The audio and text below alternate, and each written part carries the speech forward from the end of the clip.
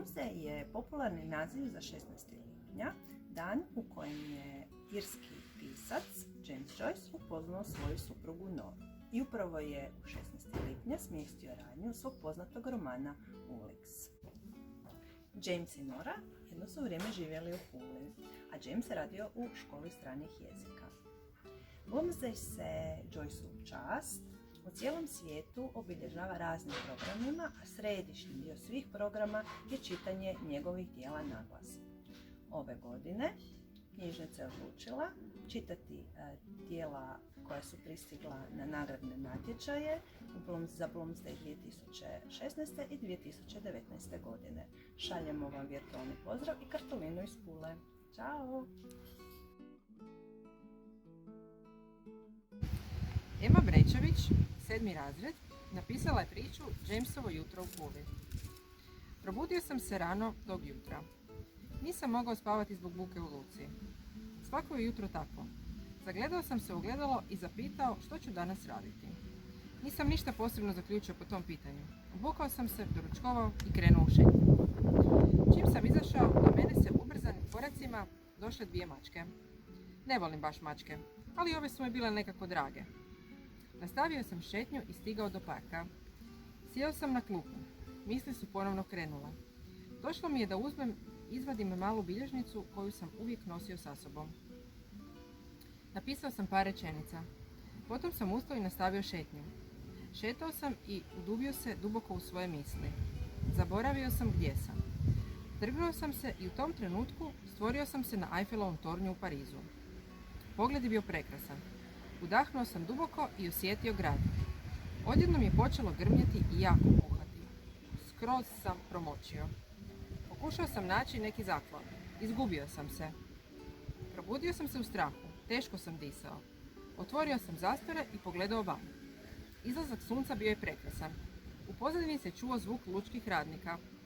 Pogledao sam uokolo i zapitao sam se što ću danas raditi. Obukao sam se, doručkovao i krenuo u šetnju. U parku sam sjeo na klupu. Otvorio sam novine, ali pogled su mi uzele 2 simpatične mačke koje su vrebale jednog goluba. Sjedio sam i u jednom trenutku sam sebi rekao: čudna je ta Pula. Iva Radolović, 6. razred, napisala je Joyceovu priču. Pitate se zašto je slavni James od svih gradova na svijetu došao baš u Pulu. Naime, obožavao je mačke i bile su mu neiscrpna inspiracija, a Pula je tada bila puna mačaka. Živeći u Puli, James je nastavio pisati i dalje jako uspješno, a slobodno vrijeme provodio je vani družeći se sa mačkama. Jednog jutra James je ugledao djevojku koja je radila u kafiću odmah do Zlatnih vrata. Bila je to prekrasna crvenokosa Margaret, čije je lice bilo puno slatkih pjegica. James joj nije mogao odoljeti te je otišao u kafić i naručio kavu. Margaret ga je ljubazno pozdravila, ali se i zacrvenjala u obrazima kada je ugledala njegov osmijeh upućen njoj. Na ulazu u kafić za njim je došla jedna mačka. Ugledavši je i pogledavši Margaret, došao je na ideju. Pisat će joj priču o slatkoj bijeloj mačkici s narančastim prugama. Od toga dana svaki je dan dolazio na kavu, a kada je odlazio ostavio bi dio priče o bijeloj mački s narančastim prugama. Dani su prolazili, a James bi svakog jutra dolazio na kavu, nastavljao bi pisati priču koju je pri izlasku ostavio na stolu. Margaret bi se tada osmijehnula i pročitala dio priče. Jednoga jutra, dok je sjedila na svome balkonu i igrala se sa svojim mačkama, James je slučajno prošao tom ulicom i zagledao je, i to sa poprilične udaljenosti. Sjeo je na obližnju ogradu i napisao završetak priče. Složio je papir u avion i uputio ga prema balkonu. Margaret se nagnula da vidi tko je to poslao, ali nije nikoga uočila. Međutim, prepoznala je rukopis i pročitala je kraj priče. Oči su joj zasjale od oduševljenja. U priči je bijela mačkica nastavila sretno živjeti sa ostalim mačkama. Tada se James pojavio ispod balkona i upitao je Margaret želi li i ona živjeti sa njim do kraja života. Bili su sretni sve do jedne zime kada se Margaret razboljela i umrla.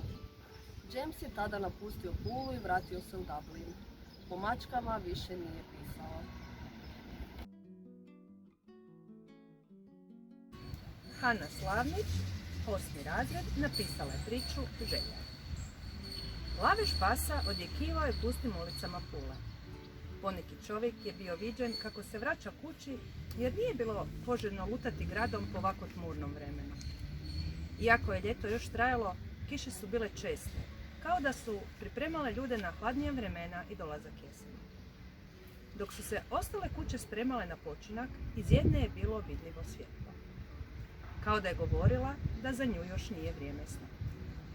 Dječak, tamne kose poput ugljena, zamišljeno je pisao po papiru.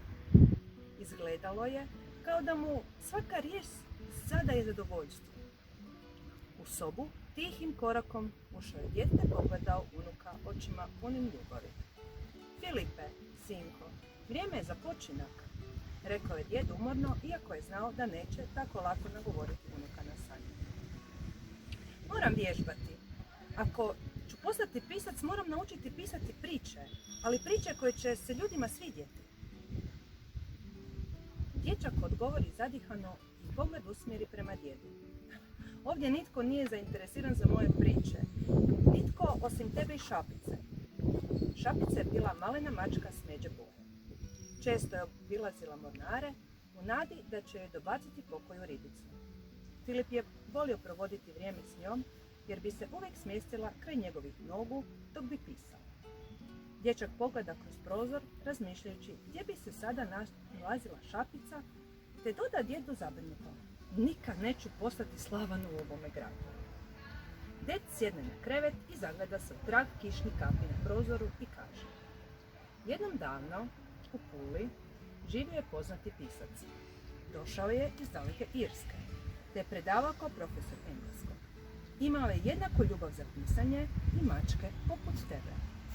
Za svoju prvu knjigu čekao je 8 godina da se objavi. Mnogi su htjeli da promijeni ili izbaci dio teksta, no on je bio uporan. Djed na trenutak zagleda u daljinu. Ozbiljnim glasom je prošaptao: samo prati svoje srce i uspjećeš. Imaj na umu da ne pišeš priče koje bi se ljudima svidjele. Piši priče koje se tebi sviđaju, a ljudi će tek onda shvatiti tvoju zamisao i moći će uživati u njima kao ti. Svaka tajna, iskustvo, želja i strast bit će izrečena u tim dijelima, zato ih učini svojima, a sad idi na spavanje, moraš Šapici ispričati svoju novu priču.